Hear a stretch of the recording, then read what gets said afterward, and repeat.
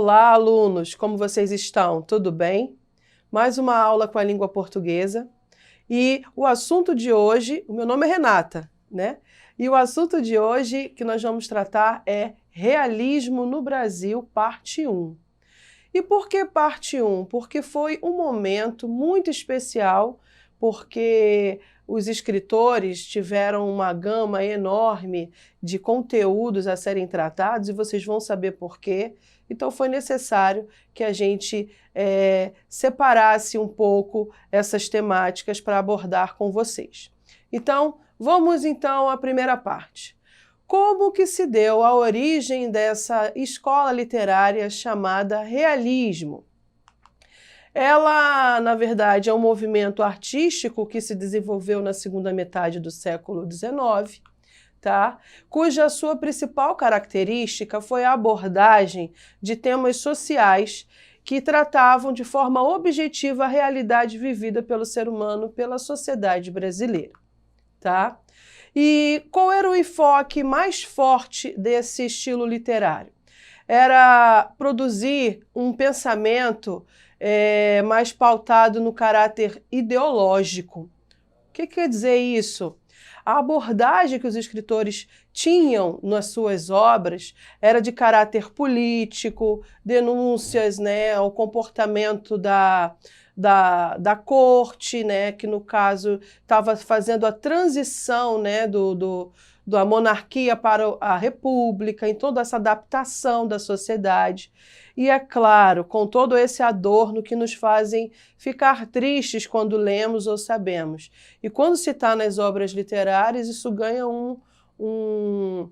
uma visão, dá uma visão muito mais ampla, que é falar dos temas universais, que é a miséria, a pobreza, a exploração, a corrupção.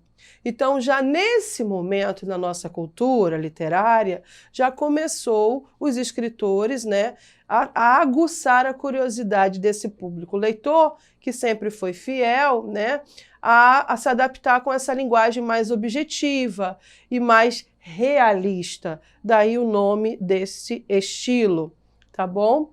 E ele trabalha, assim, um subjetivismo, um pouco que é a carga do que veio do romantismo. Entretanto, o subjetivismo mais preso a esses fatores que nos levam a refletir sobre essas mazelas que a sociedade coloca para que a gente pense, não cometa, vamos dizer assim, porque há quem diga, né, que a vida imita a arte. Então, esse subjetivismo que veio do romantismo está presente também em alguns estilos literários e não é diferente do romantismo, mas o eixo principal do pensamento do artista realista, o escritor, é se apegar à objetividade. Então, por isso você pode, no primeiro momento, ficar um pouco confuso, porque o subjetivismo ele está na construção da ideia, não está propriamente nas palavras rebuscadas como era no romantismo. Deu para entender? Então vamos lá. Como tudo isso aconteceu por aqui? Pensa comigo, olha para cá. Quando o realismo surgiu lá no Brasil, aqui no Brasil, em 1881, o país passava, como eu disse há pouco, por um processo de transformação ideológica e de comportamento. Ou seja, o processo da abolição da escravatura foi um movimento que começou lá na Europa e chegou um pouco tarde para nós, né? Infelizmente. Mas promoveu o fim da escravidão, foi promovido o fim da escravidão em 1888, que foi uma temática maravilhosa para se escrever nesse momento, esses textos literários. Nessa mesma altura, em 1889, ocorre a proclamação, fato histórico. E é nesse cenário que o positivismo, uma das influências lá do iluminismo, que nós vimos em outra escola literária, que foi muito importante, agregado ao socialismo e marxismo, ajudou muitíssimo ao desenvolvimento. Ao longo desse século de 1800, o surgimento do realismo no Brasil, tá certo? Então, veja bem, as influências iluministas, a transição de uma monarquia para uma república, o modo de pensar que se modifica da sociedade, tudo economicamente falando um pouco diferente, a burguesia querendo se adaptar a novos moldes, tudo isso foi o que proporcionou o realismo a ganhar força no Brasil. E, como vocês sabem, eu sempre coloco para vocês, tem sempre uma obra que é um marco, é o ponto de partida para essa reflexão e que seja entendido por que esse novo tempo tem um novo nome, novas características e novos ícones. E qual é a obra que marcou o realismo no Brasil? Essa que vocês estão vendo. Memórias Póstumas de Brás Cubas. Então, na literatura brasileira, o realismo ele se manifestou principalmente na prosa. Lembra da diferença entre prosa e poema? Prosa e verso. Prosa é a escrita contínua em parágrafos, capítulos, os romances, como a gente conhece, tá? Não foi escrito em poemas, como foi o parnasianismo, como em alguns momentos o arcadismo, tá bom? O realismo ele foi na prosa. E esses romances realistas, eles se tornaram instrumento de crítica ao comportamento da burguesia, que era o público-alvo desses escritores, né? E as instituições sociais como um todo. E muitos desses escritores que começaram lá na era romântica, começaram a se adaptar à literatura realista. E aí começou a ganhar, como se diz hoje, ibope, né? Então, os especialistas em literatura dizem que o marco inicial, como eu disse e repito para vocês, sempre tem uma obra especial.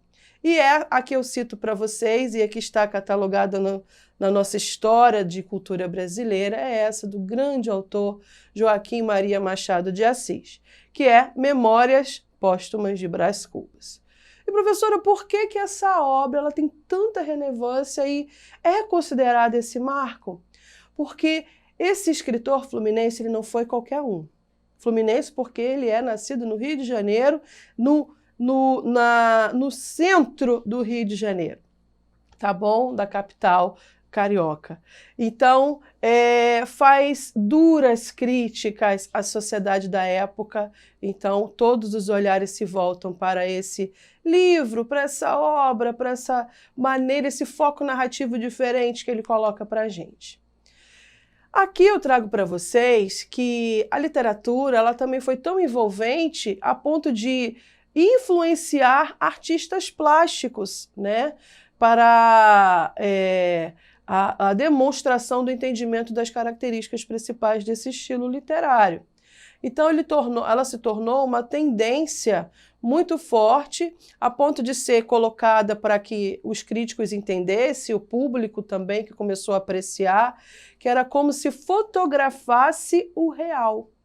As pinturas, elas tinham essa característica principal, era como se fosse uma fotografia da realidade, da vida cotidiana principalmente, e de forma nua e crua, como vocês podem ver nesse quadro desse pintor chamado Gustave Courbet, tá bom?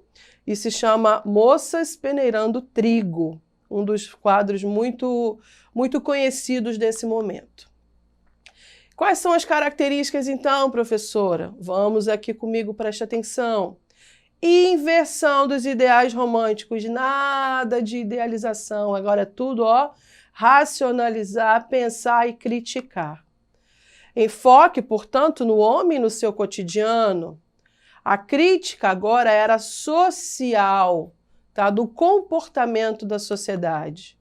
A linguagem tinha que ser clara, objetiva e simples, para que o público pudesse entender e também ser também mais um braço, né, nessa crítica, e mais uma pessoa a contribuir com essa crítica e a mudança da sociedade. As personagens, os ambientes descritos era de forma detalhada, então o detalhamento das cenas, dos capítulos, isso era muito importante dentro das obras. Então, o realismo no Brasil dá enfoque a quem? Ao homem, ao seu cotidiano e à crítica social. Assim, por meio de uma linguagem simples e objetiva, as obras são ricas de descrição de detalhes, características que visam aproximar o leitor o mais próximo possível da realidade, tá bom? Então, para brincar um pouco com tudo isso que eu falei, eu trouxe aqui para vocês uma imagem, que trata-se, na verdade, de um exemplo, de uma analogia, que é uma comparação com o que era e com o que é agora, tá? Dos estilos literários que são, assim, de forma cíclica, vão mudando os pensamentos do público leitor e a recepção dessas obras. Então, esse aqui é o ícone da nossa seleção brasileira, que na primeira imagem você vê todo altivo, feliz, né? Então, romantismo. E o segundo já com aquele olhar de crítica, de que tem alguma coisa errada. Então, fica para o realismo. Deu para entender? Então, uma forma imagética de você entender o que eu acabei de falar. Quadros comparativos são muito bem vistos quando a gente faz o estudo desses tempos literários, para que você entenda o que foi e o que agora é. Então, vamos lá. O romantismo, ele pregava a fantasia, a imaginação criadora. O realismo, que é esse que eu vos apresento agora no Brasil, o que pensa? Na documentação da realidade. O romantismo, improviso, exagero, palavras rebuscadas. Agora, com o realismo, não. A criação era reflexiva, análise crítica. Retrata o eu do artista no romantismo. Agora é a impossibilidade de ser tão sentimental, porque o foco tinha que acontecer. A sensibilidade, o idealismo, a religiosidade, o espírito deísta, tá? Os ideais monárquicos, preferência por temas históricos, e assim temos tantos outros que depois vocês analisem com mais calma, tá bom? E faço essa comparação que é bem interessante. Então vamos para a prática. Vamos entender por que essas obras elas foram tão marcantes nesse momento.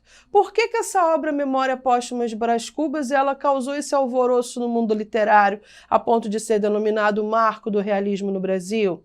O que ela trouxe de diferente? Que título mais irreverente vocês não acham? Memórias Póstumas. E para quem não se lembra, póstumas quer dizer pós-morte. Então, peraí, um narrador que fala depois de morto? Como é que é isso? Quem era Machado de Assis? Então acompanhe comigo nesse clipe agora que vocês vão saber as respostas dessas perguntas.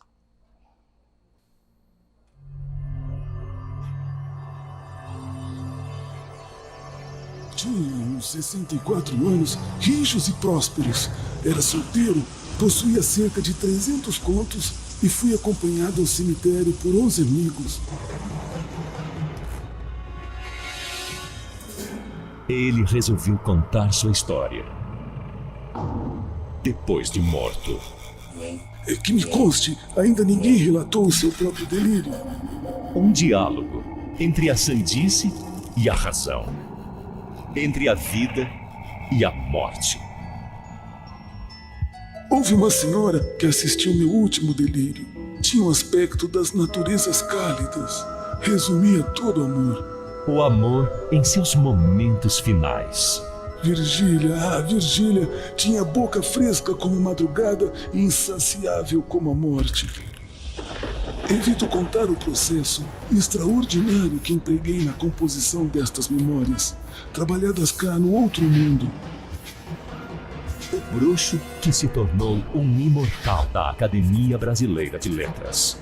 Ao verme que primeiro roeu as frias carnes do meu cadáver, dedico como saudosa lembrança estas memórias póstumas. Memórias Póstumas de Brás Cubas, de Machado de Assis, na biblioteca da sua escola.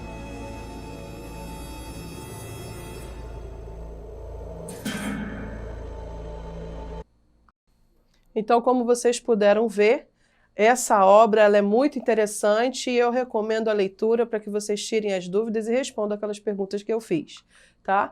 Então vamos ao nosso exercício. Sobre o realismo, qual é a alternativa que responde melhor essas características? É um romance visto como distração? Os escritores realistas procuram ser pessoais e objetivos? O romance sertanejo regionalista se originou no realismo? o realismo constitui uma oposição ao idealismo romântico, ou o realismo vê o homem somente como um produto biológico? Então, temos a alternativa aqui, a letra D. O realismo constitui uma oposição ao idealismo romântico. Temos outras atividades que eu proponho que vocês vão para a plataforma e vejam direitinho o que eu proponho para vocês, tá? E são atividades de aprofundamento que eu sugiro que vocês façam e retomem as aulas e todas as explicações. Então, Plataforma Eduque, acessem e até a próxima aula.